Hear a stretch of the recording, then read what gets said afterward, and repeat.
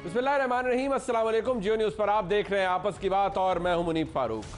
आजकल हुकूमत की तोपों का रुख जनाब आसिफ जरदारी और बिलावल भुट्टो जरदारी की जानिब है। जनाब फवाद चौधरी ने आज सुबह सुबह बयान दिया कि करप्शन ओलंपिक्स की किस्त नंबर 2 आज 11 बजे शुरू होगी। आज 11 बजे आसिफ जरदारी साहब और बिलावल भुट्टो जरदारी जाली अकाउंट्स केस के सिलसिले में नैब में पेश हुए और तहकीकाती अफसरान के सवालों का जवाब दिया। जनाब फवाद चौधरी ने अपनी ट्वीट में यह भी ताना दिया कि बिलावल भुट्टो की पार्टी 5 टांगों पर सवार होकर आएगी, मगर सबने देखा कि जियालों ने एक बड़ी तादाद में शिरकत की और रुकावटें हटाते हुए नैब हेडक्वार्टर्स की जानिब जाने की कोशिश की। पुलिस ने जियालों को पीछे धकेलना शुरू किया तो कारकुनान मुश्तइल हो गए, जिस पर पुलिस ने 200 के करीब कारकुनान को गिरफ्तार कर लिया, जिसके जवाब में कारकुनान भी मुश्तइल हुए और इत्तलात के मुताबिक चंद पुलिस अहलकार भी जख्मी हुए। इस सारी सूरत हाल पर जनाब फवाद चौधरी का तबसरा बहुत दिलचस्प है। उन्होंने एहतजाज करने और पुलिस को जख्मी करने पर पीपल्स पार्टी की क़यादत से माफ़ी का मुतालबा किया। चंद दर्जन लोगों ने पुलिस के ऊपर हमला किया, ये बहुत ही एक अनफॉर्चुनेट बात है। इसके नतीजे में मुल्क में आइन और कानून के जो बुनियादी कॉन्सेप्ट्स हैं उनकी ही नफ़ी होती है। सो मेरे ख्याल में पीपल्स पार्टी और उनकी जो लीडरशिप है, मुझे उम्मीद है आज वो माजरत करेंगे। ये हैरान कुल इसलिए नहीं है कि ये मुतालबा गलत है, बल्कि इसलिए कि इस कल्चर की बुनियाद डालने वाली और इस कल्चर को मुतारिफ करवाने वालों के जिम्मेदार खुद उनकी अपनी जमात और उनके अपने कायद हैं। जनाब इमरान खान का बदअमनी फैलाने वाले कारकुनान को पुलिस की तहवील से जबरदस्ती छुड़ाने का वाकया भी माजी में अपनी मिसाल नहीं रखता। पार्लियामान और रियासती इदारे पीटीवी पर हमला करने का सहरा भी हुक्मरान जमात पाकिस्तान तहरीक इंसाफ के ही सर है। तो जनाब वजीर इत्तलात साहब, आप या आपकी जमात इन वाक़यात पर कब कौन से माफ़ी मांग रही है? रही बात बिलावल भुट्टो की, तो इससे पहले ही माजरत कर चुके हैं। अगर पुलिस फोर्सेस ब्रूटैलिटी के शिकार हुए, फिर उसमें नौजवान ख़ास तौर पे जोश में आते हैं और उसका कॉन्सिक्वेंस में से जो कुछ हुआ उसको मैं ज़रूर कंडेम करता। साथ ही बिलावल भुट्टो ने यह भी धमकी दी कि अगर उनके कारकुनान को रिहा ना किया गया तो पीपल्स पार्टी आइंदा का लाहे अमल बनाएगी। उसी पार्टी की हुकूमत है जिन्होंने इस्लामाबाद को 200 दिन के लिए यरगमाल रखा था, और आज वो पाकिस्तान पीपल्स पार्टी के पुरअमन कारकुन को सिर्फ 30 मिनट्स के लिए बर्दाश्त नहीं कर सकते थे। पाकिस्तान पीपल्स पार्टी के पुरअमन कारकुन को आज अरेस्ट किया गया, उनको full free them immediately eight once, वरना पाकिस्तान पीपल्स पार्टी को स्टेप्स लेने पड़े। अपनी प्रेस कॉन्फ्रेंस में बिलावल भुट्टो ने एक मरतबा फिर कलदन तंजीमों से मुबैना ताल्लुक रखने वाले वुज़रा के इस्तीफे का मुतालबा दोहराया, लेकिन इस मरतबा उनकी टोन कुछ मुख्तलिफ नजर आई। बाकी बैंड ऑर्गेनाइजेशंस के खिलाफ इस बार हम वाकई सीरियस है। तो फिर आप कैसे अपने कैबिना में ऐसे लोग रख सकते हैं? अगर हुकूमत ने ये मैसेज देना है कि हम सीरियस है, then the government can't afford to have these members in their parliament. And therefore मैं गवर्नमेंट को मौका दे रहा हूँ कि आप उनको हटाएं। मैंने इनका नाम तक नहीं लिया था मेरा पहला प्रेस कॉन्फ्रेंस, मैं बड़े संजीदगी के साथ ये मुतालबा कर रहा था कि आपके लिए बेहतर है। बिलावल भुट्टो ने आज कैटेगोरिकली ये भी कह दिया कि वो किसी सूरत मिलिट्री कोर्ट्स में तौसी की हिमायत नहीं करेंगे। I still believe that military courts are not the solution for terrorism, extremism, not in the short term nor in the long term, and I cannot support the government on military courts. जनाब शाह महमूद कुरैशी की जानिब से opposition जमातों के मुशावरती इजलास में शिरकत से मुतालिक भी बिलावल भुट्टो ने 2 टोक मौक़िफ़ इख्तियार किया। I feel very sorry for Shah Mahmood Qureshi साहब। समझ लगता है कि वो वाहिद सीरियस बंदा है जो वाकई कोशिश कर रहा है। असेंबली में भी उसने बड़ा रिस्पॉन्सिबल जवाब दिया था, और मैं समझता हूँ कि हुकूमत का रवैया has not been positive towards the opposition. And he doesn't have the support of the rest of his cabinet, in which case I personally may not be able to attend, but perhaps will send party representatives. Bilawal Bhutto ने आज हुकूमत को challenge किया और कहा कि हिम्मत है तो टेरर फाइनेंसिंग और गुज़िश्ता इंतखाबात में धांधली पर भी JIT बनाए। मेरा धोबी का बिल, नाश्ता का बिल पे JIT बन सकता है। अगर हिम्मत है तो कलदन तंजीमें की क़यादत को तलब करे, अगर हिम्मत है तो टेररिस्ट फाइनेंसिंग पे JIT बना दे, अगर हिम्मत है तो बेनामी वज़ीर आज़म और पिछले इलेक्शंस पे ज़रा JIT बता दे, मगर अनफॉर्चुनेटली ये नहीं हो रहा। सवाल यह है कि क्या बिलावल भुट्टो का मुतालबा जायज़ है कि JIT कलदन तंजीमों पर भी बनाई जाए, या वो अपने खिलाफ एक खालिस्तान लीगल केस को सियासी रंग देकर प्रेशर बिल्ड कर रहे हैं। और देखना यह भी है कि बिलावल भुट्टो के मुताबिक जब साबिक चीफ जस्टिस पाकिस्तान ने खुली अदालत में कहा था कि बिलावल बेगुनाह हैं, तो फिर किसके कहने पर उनका नाम JIT में डाला गया? यही वो सवालात हैं जिनका जवाब लेना है। मुसद्दिक मलिक साहब PMLN से मुझे ज्वाइन करें, इस्लामाबाद में सेनेटर हैं। बहुत शुक्रिया मलिक साहब आपका। उस्मान डार साहब स्पेशल असिस्टेंट है प्राइम मिनिस्टर के पाकिस्तान तहरीक इंसाफ की नुमाइंदगी के लिए। डार साहब आपका बहुत शुक्रिया। और पलवशा खान साहिबा मरकजी deputy secretary information Pakistan peoples party, बहुत शुक्रिया आपका। डार साहब आपसे बात शुरू करता हूँ। खालिस्तान पॉलिटिकल एक्टिविटी थी, वो कहते हैं 30 मिनट के लिए बर्दाश्त नहीं किया आपने उनके वर्कर्स को। ये एक केस था, ठीक है, उनके वर्कर्स आ गए, आपके वज़ीर इत्तलात कहते हैं करप्शन ओलंपिक्स, ये क्यों करते हैं आप लोग? पॉलिटिकल एक्टिविटी को क्यों रोकते हैं? देखिए मुनीब, खुद पीपल्स पार्टी वाले इस केस को पॉलिटिसाइज कर रहे हैं। जब वो कार्य सरकार में मुदाखलत करेंगे फिर कानून अपना रास्ता अख्तियार करेगा। मैं तो सुन रहा था आपने बड़ी लंबी चौड़ी चार्जशीट 2000 के धरने की हम पे आपने माशाल्लाह चार्ज कर दी है। देखें अभी इन लोगों ने अपने वर्कर्स की लाशें नहीं उठाई। देखिए मुनीब, देखिए मैं बताता हूँ ना, मैं उस पर बात करना चाहता हूँ। अभी इस जमात ने अपने वर्कर्स की कोई लाशें नहीं उठाई। हक नवाज जैसे शहीद हमारे वर्कर गोलियां मारी गईं। इसी वीडियो में अगर आप बैकग्राउंड में देखें तो आंसू गैस, धुआं, खौल, पूरा एक ऐसा खौफनाक मंजरनामा पेश किया जा रहा है जो हमारे वर्कर्स के ऊपर उस वक्त तशद्दुद किया गया रियासत की तरफ से।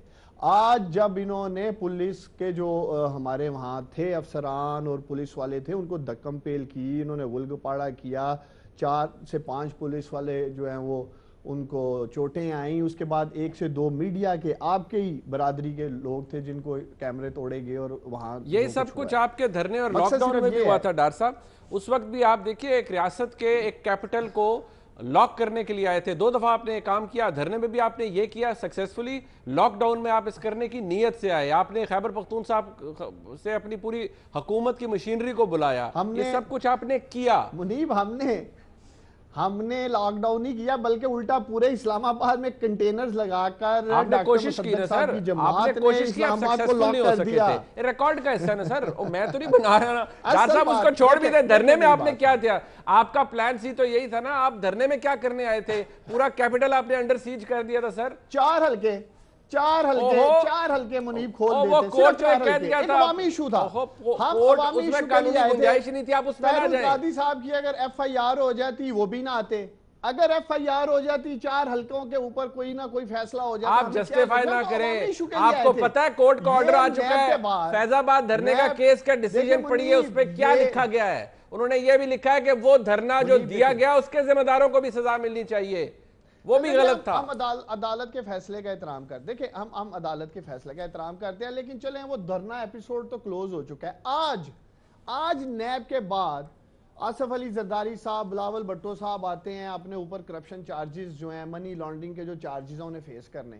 कोई अवामी इशू तो नहीं था, ये तो उनका एक जाती फेल था। जो भी उन्होंने किया अभी चलें साबित हो जाएगा उन्होंने क्या किया। आप भी हुकूमत गिराने गए थे, अवामी इशू कौन सा था वो वैसे डार साहब? अवाम क्या अब आप नहीं समझते? अब वो कहते हैं JIT बनाएं, पिछले इलेक्शन के ऊपर बताएं क्या हुआ क्या नहीं हुआ। जिस तरह वो कह रहे हैं जी ये कुल अदम तंजीमों के खिलाफ कुछ कर नहीं रहे। अब मैं उस बात में जाना नहीं चाहता कि चंद माह कबल क्या हुआ एक जमात के साथ। इन डॉक्टर साहब के वक्त भी उन्होंने धरना दिया था, आज माशाल्लाह देख लें किधर हैं। हमें अपनी जिम्मेदारी का मुनीब एहसास है।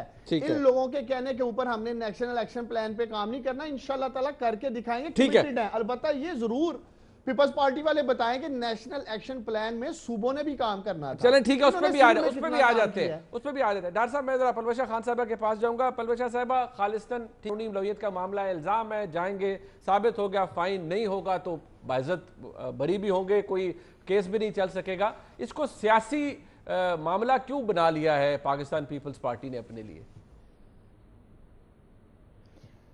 دیکھیے بات دراصل یہ ہے منیب کہ ڈھاکہ کا پلٹن میدان نہیں تھا، یہ وفاق پاکستان کا دارالحکومت اسلام آباد تھا، اور یہ کسی کی جاگیر نہیں ہے۔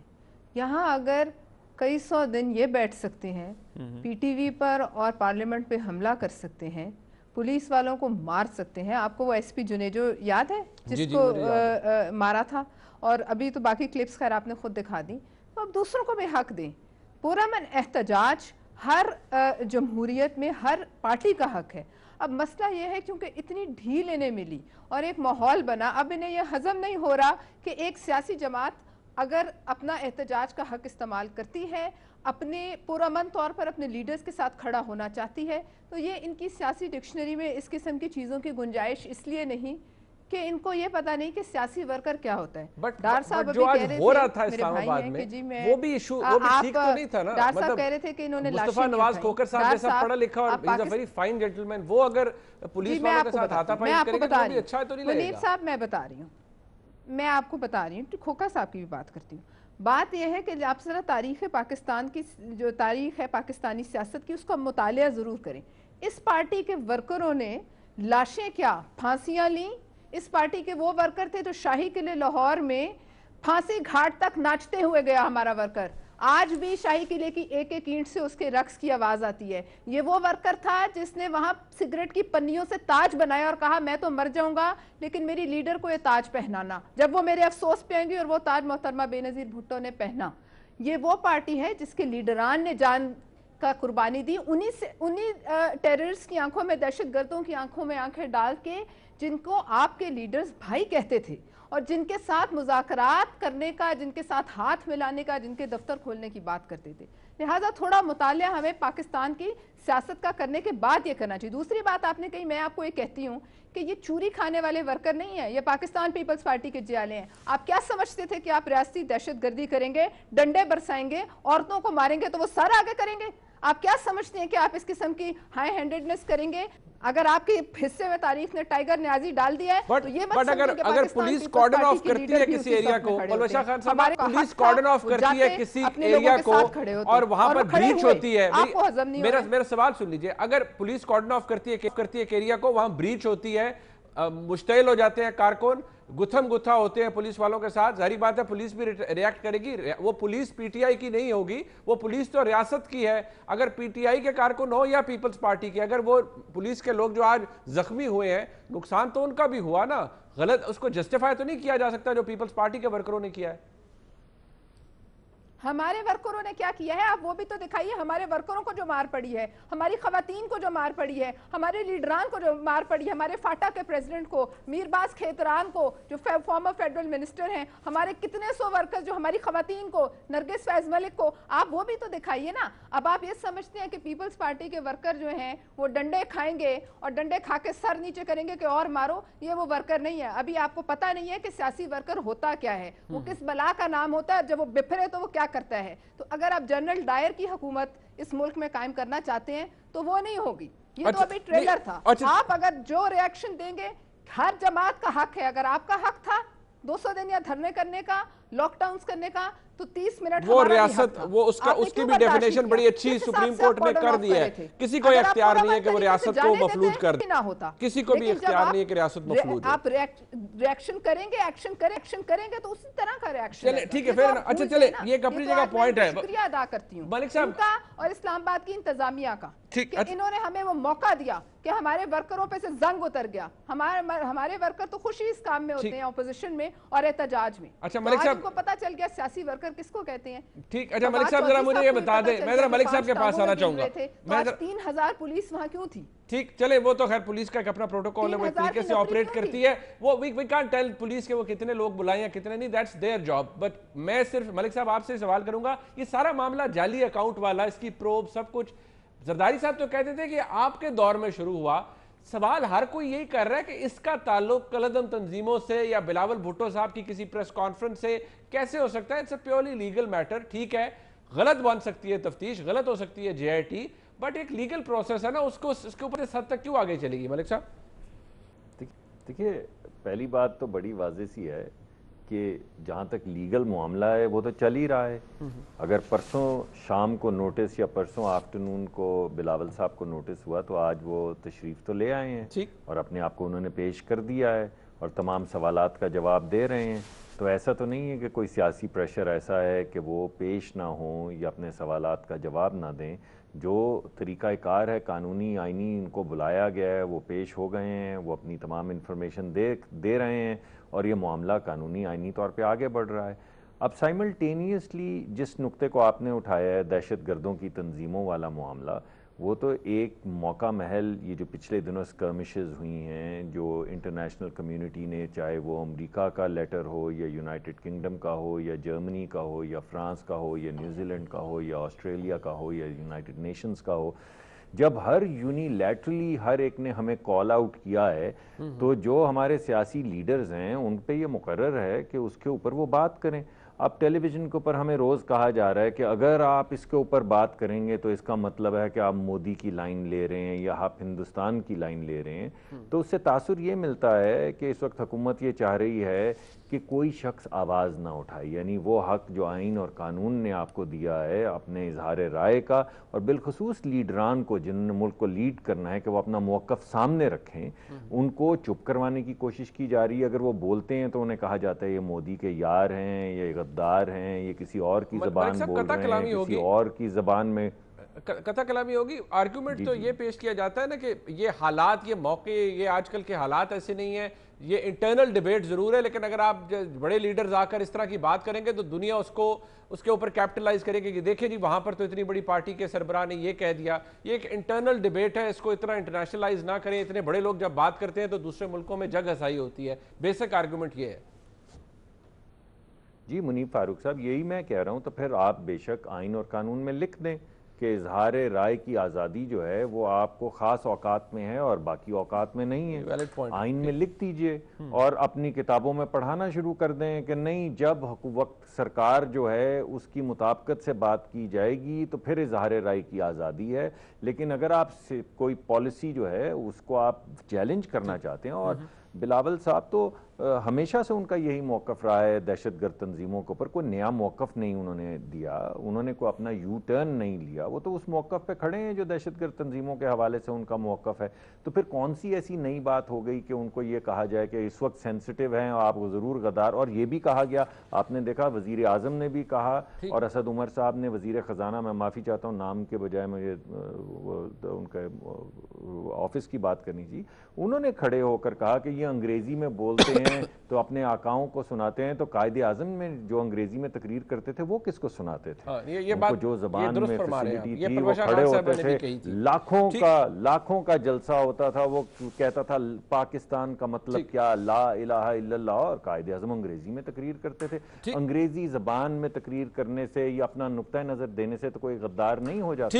اب اگر آئین اور قانون نے, ایک منٹ صرف میں 1 منٹ میں ریپ اپ کر دیتا ہوں اگر آپ اجازت دیں. جی اگر آئین نے اجازت دی ہوئی تھی پی ٹی آئی کو کہ وہ جس وجہ سے بھی آئے اور اسلام آباد میں دھرنا دے, فیض آباد کے اندر دھرنا ہوا, قادری صاحب کا دھرنا ہوا, اس میں وائلنس بھی ہوا, اس کے اندر آپ نے دیکھا کس طرح گھراؤ کیا گیا سیکریٹریٹ کا اور سیکریٹریٹ کو بند کیا گیا, آپ نے دیکھا کیسے پارلیمان پہ حملہ کیا گیا, آپ نے دیکھا سپریم کورٹ پہ شلواریں ٹانگی گئیں, آپ نے پی ٹی وی کے خود کلپس دکھائے ہیں. آج تو انہوں نے کوئی ایسی چیز نہیں کی, نہ کسی کی جان کو خطرہ تھا, نہ کسی کے مال کو خطرہ تھا, نہ ہنگامہ آرائی کی, نہ آگ لگائی.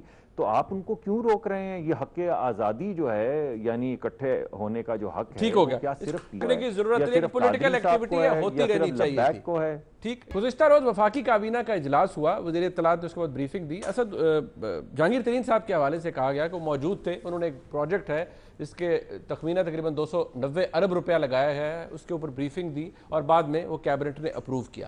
اب اسد عمر جو جہانگیر ترین صاحب ہیں, ان کا سٹیٹس یہی ہے کہ جس معاملے کے اندر میاں نواز شریف صاحب اس آئین کے آرٹیکل کے تحت نااہل ہوئے پارلیمانی سیاست کے لیے, یعنی صادق اور امین نہیں قرار پائے, وہی جناب جہانگیر ترین کے حوالے سے ہوا. عمران خان صاحب نے اس حوالے سے کیا کہا تھا, ذرا سن لیتے ہیں. ہیڈ آف پاکستان تحریک انصاف, صرف مجھے یہ کہہ دیجئے کہ ترین صاحب اگر گلٹی ہوتے ہیں, you will kick him out of the party. کوئی بھی, میں گلٹی ہوتا ہوں, جہانگیر ہوتے ہیں, کوئی ہماری پارٹی میں ہوتا ہے, ظاہر ہے کہ وہ باہر نکالے گا.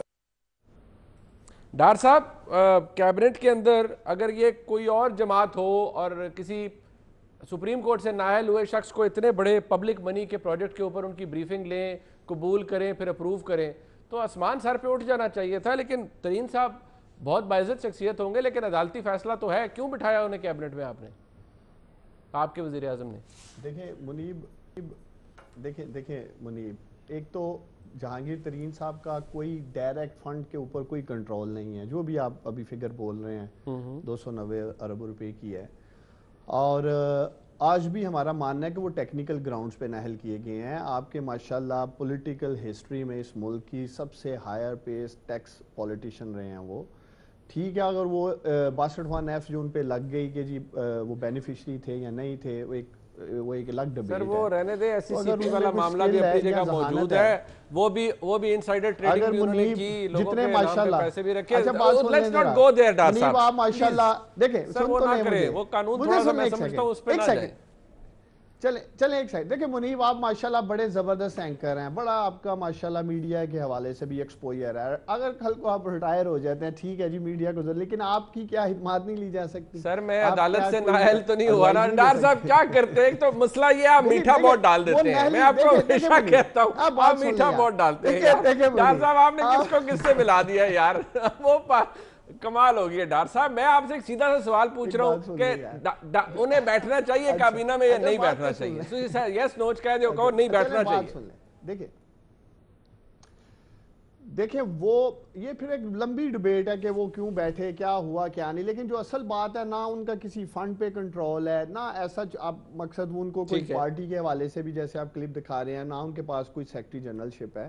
تو میں سمجھتا ہوں اگر وہ ملک اور قوم کا فائدہ کر سکتے ہیں، جو کہ وہ کر سکتے ہیں ماشاءاللہ، ان کے پاس وسیع تجربہ ہے زراعت کے حوالے سے، تو اگر قوم کو ملک کو فائدہ ہو سکتا ہے تو ہونا چاہیے. لیکن ایک بات ضرور ہے کہ وہ کئی کرپشن چارجز پہ نااہل نہیں کیے گئے، یا پبلک منی کے اوپر کوئی ان کے اوپر جی آئی ٹی نہیں بنائی گئی، کوئی ایسا حضور والا ڈس آنیسٹی پہ جس پہ نواز شریف صاحب ہوئے اسی معاملے پہ صادق اور امین نہیں ہے، جھوٹ بولا اسی معاملے پہ. لیکن آپ میاں صاحب پہ تو جے آئی ٹی بنائی گئی، پاک لین اپارٹمنٹ، وہ تو آپ پہ بھی کہتے تھے کہ ان پہ بھی جے آئی ٹی بنا لیں. اب آپ زیادتی کر رہے ہیں کہ میاں صاحب کہاں ہیں اور جہانگیر ترین صاحب کہاں ہیں. جیسے آپ کہہ رہے تھے پہلے، میں کہہ رہا تھا جی کہ آپ اور جہانگیر ترین صاحب کی میں بات کر رہا ہوں، تو آج آپ میاں صاحب اور جہانگیر ترین کی بات کر رہے ہیں. دیکھیں میاں صاحب کدھر ہیں؟ اوہو میاں صاحب تو نیب کا ٹرائل بھگتا، سزا ہوئی، جیل کے اندر چلا. یہاں پر تو ان کو صادق اور امین نہیں ڈکلیئر کیا گیا، پارلیمانی سیاست کے لیے نااہل قرار دیا گیا. پیپلز پارٹی ہو یا پی ہو یا پی ایم ایل این ہو، یہ کہتی رہی انسائیڈر ٹریڈنگ کا معاملہ نکالیں، اس پہ جے آئی ٹی بنائیں.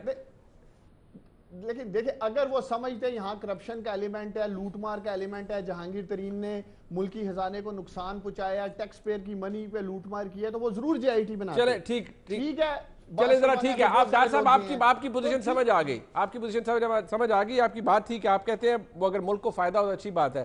ملک صاحب ملک کو فائدہ ہوتا ہے، ذاتی کنٹرول کوئی نہیں ہے، نہ ہی وہ پبلک منی سے ڈائریکٹلی ڈیل کریں گے. جسٹیفائیڈ ہے جہانگیر ترین صاحب کا بیٹھنا کیبنٹ کے اندر اور بریفنگ دینا؟ دیکھیے پہلے تو مجھے ایسا لگا جیسے عثمان ڈار صاحب ہمارا مقدمہ پیش کر رہے ہیں، کہ یہی تو ہمارا سوال ہے کہ ان پہ جے آئی ٹی کیوں نہیں بنی. یہی تو ہم کہہ رہے ہیں کہ دو لوگوں کو لے کر آئے، ایک کے اوپر جے آئی ٹی بنا کے جیل میں ڈال دیا، دوسرا ابھی بھی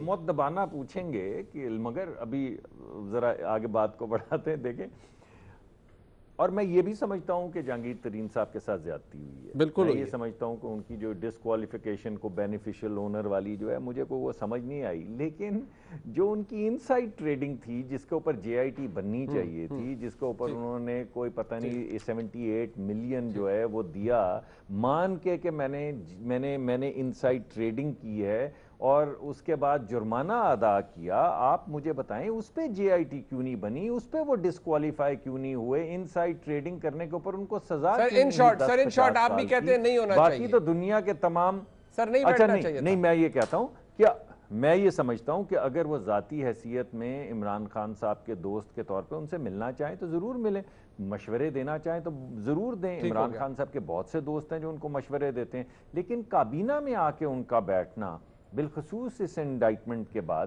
میرے خیال میں مناسب نہیں ہے. مگر بہرحال یہ تو میں آپ کو اپنا کنکلوڈنگ ریمارک پروفیسر خان صاحب آپ کیا کہیں گے اس معاملے پر؟ बैठ सकते हैं या नहीं? देखिए मुझे याद है कि उस ज़माने में इनकी जमात की तरफ से ये तनकीद आती थी कि मरियम नवाज साहिबा किस हैसियत में बैठती हैं, मगर कभी नहीं बैठी, एक भी काबीना के इजलास में हालांकि नहीं वो बैठी कोई कन्विक्टेड नहीं थी, इनकी पार्टी की लीडर थी, बहरहाल ये तनकीद ये करते थे। लेकिन आज मुझे बता दीजिए कि क्या इस बात में कोई शक है कि इस मुल्क में ये जो बेनामी अकाउंट्स हैं उनकी मोजिद इन्वेंटर जो है वो जहांगीर खान तरीन साहब थे, और जो इनसाइडर ट्रेडिंग है जिसका जिक्र मुसद्दिक मलिक साहब कर रहे हैं, ये तमाम मामलात क्या कोई अलिफ लैलवी दास्तान है, या क्या सुप्रीम कोर्ट ने उनको कोई फरिश्ते होने का सर्टिफिकेट दिया? अगर उन चीज़ों पर मियाँ मोहम्मद नवाज शरीफ साहब नाअहल हुए और आपकी ये तनकीद थी कि वो फिर अपनी जमात को भी लीड नहीं कर सकते और फिर वहाँ से भी उन्हें डिसलॉज किया गया, तो ये बताइए going by the same standards आज किस तरीके से एक कन्विक्टेड नाअहल शख्स काबीना के इजलास में बैठता है? ये पाकिस्तान की काबीना है और पाकिस्तान की सुप्रीम कोर्ट ने जो सबसे बड़ा इंसाफ का मंदिर है, सबसे बड़ी अदालत है, वहां से वो सजाए याफ्ता है और नाअहल है। आप अब एक बात करें, इसके अलावा आपने बहुत दफा देखा कन्वेंशन सेंटर में इनका था कोई अपनी तकरीब थी, उसमें सबसे आगे फ्रंट रोज में वो थे, लिहाजा वो अपनी पार्टी में उनको किस तरह इस्तेमाल करना चाहें, अलबत्ता इनके स्टैंडर्ड से जो दूसरों पर ये इल्जाम लगाते हैं वो भी गलत है। लेकिन आप एक कन्विक्टेड शख्स को जब काबीना के इजलास में बिठाते हैं तो फिर आप ये हक खो देते हैं कि आप किसी और पर उंगली उठाइए। ठीक हो गया, बाकी ठीक हो गया। तमाम लोग अपने फेस कर रहे हैं कोर्ट्स में और इनोसेंट होने के बावजूद आपकी फायरिंग की जद में होते हैं, आपके वजीर इत्तलात और दीगर बदजुबान वजीरों की फायरिंग की रेंज में होते हैं। तो लिहाजा अब आप ये बता दीजिए कि जब आप कोई काम करते हैं तो वो फिर हलाल होता है और दूसरों पे हर चीज हराम होती है। ये कौन सा कानून है और ये कहाँ का कानून है और कहाँ का इंसाफ है? ठीक हो गया। मैं मलिक साहब आपका शुक्रिया अदा कर, साहब हमारे साथ मौजूद थे, पलवश खान, उन्होंने हमारा साथ दिया।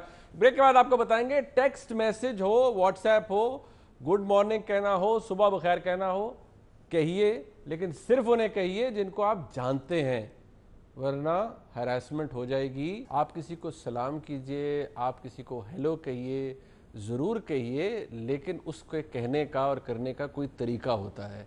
खामखा बग़ैर किसी जान पहचान के मैसेजेस करना और फिर मैसेजेस ख़ास तौर पर जब आप ख़वातीन को करते हैं तो उसके बहुत गंभीर नताइज भी निकल सकते हैं। ये जानने के लिए हम चलते हैं कशमाला तारिक साहिबा की तरफ, जो हमारे साथ इस्लामाबाद में मौजूद है, फेडरल ओम्बुड्स पर्सन है फॉर प्रोटेक्शन अगेंस्ट हैरेसमेंट। बहुत शुक्रिया कशमाला तारिक, आपने हमें ज्वाइन किया।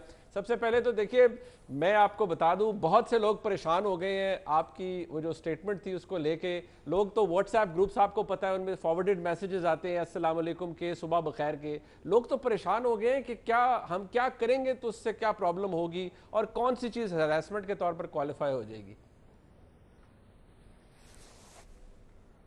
मुनीब साहब, thank you for having me in your programme. And कल जियो ने काफ़ी इस खबर को फ्लैश किया और मेरा ख्याल में कि थोड़ा सा अगर अगला जुमला भी साथ लिख दिया जाता तो लोगों के लिए भी आसानी हो जाती। और जो आज मुझे कल रात को और सुबह तक जो फेस करना पड़ा, गुड मॉर्निंग के मैसेजेस मुझे आते रहे और वो इतने मैसेजेस थे कि like people were trying to challenge my authority और समथिंग। तो बात ये थी कि कल रावलपिंडी चेंबर में इंटरनेशनल वुमेन्स डे की तकरीब थी, जिसके ऊपर मैं ख़वातीन को आगाही देने की कोशिश कर रही थी कि किस किस्म के लोग कंप्लेंट्स हमारे पास लेकर आ सकते हैं, किस किस्म की वो बातें जिन अखलाकियात की हम बात कर रहे हैं, कि आप अपने जानने वालों को ज़रूर मैसेजेस करें। मुझे कोई फ़ोन करके पूछ रहा है, जी अपनी बेगम साहिबा को तो गुड मॉर्निंग कह सकते हैं ना? मैंने कहा बिल्कुल कह सकते हैं, लेकिन अनजान लोगों को आप नहीं कह सकते। अच्छा। देखिए, आप किसी को, मैंने पूरी क्वालिफाइड स्टेटमेंट क्या थी कि अनवांटेड एंड अनवेलकमिंग मैसेजेस, कि आप किसी को पेस्टर कर रहे हैं मैसेज करके, आपको कोई जवाब नहीं दे रहा, या आपको कोई मना कर रहा है, स्नब कर रहा है, या आप किसी को स्टॉक कर रहे हैं तो सोशल मीडिया के ऊपर, ये सारे Munib, when we grew up this phenomena was not there. सही बात। सो पहले आप सोचे ना, लैंडलाइन से सेल फोन आए, सेल फोन से ये आपके क्या कहते हैं, स्मार्टफोन्स आ गए, स्मार्टफोन कंप्यूटर्स आ गए साथ। अब दुनिया कहाँ से कहाँ जा रही है, उसके साथ नए कवानीन बन रहे हैं, साइबर लॉज आ गए, पहले नहीं थे। आपकी बहुत सारी चीज़ें इवॉल्व कर रही हैं। अगर दुनिया तरक्की कर रही है तो साथ कवानीन ने भी तो साथ साथ चलना है। तो उसके साथ साथ अवेयरनेस क्रिएट करनी ज़रूरी है। People need to know their rights, how to exercise their rights, authority کیا ہے, کس کے پاس جانا ہے, ان کو نہیں پتا ہے ساری چیز کا. سو یہ ان کو بتانا, پھر لوگ ڈرتے ہیں کہ جی اگر ہم نے ہیرسمنٹ کی کمپلین کی تو we might lose our job, especially خواتین. And people in position of power, they sometimes misuse it by pressurizing those women.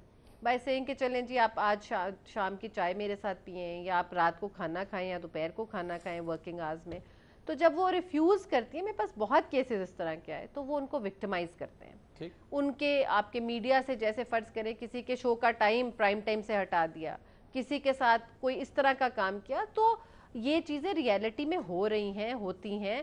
اور جو آپ نے ری ایکشن دیکھا ہے, اس ری ایکشن کا کیا مطلب ہے, آپ کسی سائیکالوجسٹ سے پوچھیں کہ مطلب یہ کہ لوگ اگر ایسا کام کر رہے ہیں تو وہ ہیبٹ چینج کرنے میں وہ خوف زدہ ہیں, کہ وہ دوسروں اپنی ماؤں بہنوں بیٹیوں کے لیے جو رسپیکٹ چاہتے ہیں, ہم یہ ڈیمانڈ کرتے ہیں کہ وہ باقیوں کی ماؤں بہنوں بیٹیوں کی بھی ویسے عزت کریں. دیکھیں ہم ورک پلیس انوائرمنٹ اچھا کرنے کی بات کرتے ہیں, لوگوں کو کمفرٹ لیول دینے کی بات کرتے ہیں, رسپیکٹ فار آل, اسپیشلی آپ کی 50% سے زیادہ آبادی خواتین ہیں. منیب آپ سوچیں کہ اگر وہ 50% سے زیادہ خواتین جو ہیں وہ ورک فورس میں آئیں گی تو آپ کی اکانومی کتنی بہتر ہوگی, ایک گھر میں کتنی خوشحالی آئے گی جب 2 لوگ کمانے والے ہوں گے.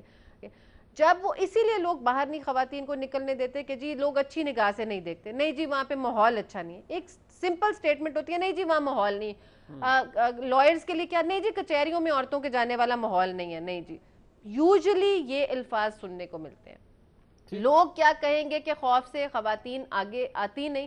میرے پاس کتنی خواتین آئی ہیں جو کہتی ہیں جی ہمارا سسرال کیا کہے گا, ہمارے خاندان والے کیا کہیں گے, ہمارے دفتر میں لوگ کیا کہیں گے, تو ہمیں تو ان کو تو نہیں پتا ہم کس کانٹیکس میں ہیرسمنٹ میں آئے. So which is very right. ٹھیک ہے, اچھا اگر میں اس کو سمرائز کر سکوں, جو آپ نے فرمایا ہے کہ آپ میسیجز وہاں بھیجئے, ایک اگر آپ کا ورکنگ ریلیشن شپ کسی کے ساتھ جان پہچان ہے, آپ السلام علیکم کا میسیج بھیج سکتے ہیں, لیکن آپ یہ کہہ رہی ہیں کہ ان ویلکمنگ, یعنی کہ جہاں جان پہچان نہیں, آپ خواہ مخواہ دھکے سے میسیجز بھیجے جا رہے ہیں, کسی کو جس طرح آپ نے کہا سٹاک کر رہے ہیں, یہ حرکتیں ہراسمنٹ کے زمرے میں آتی ہیں.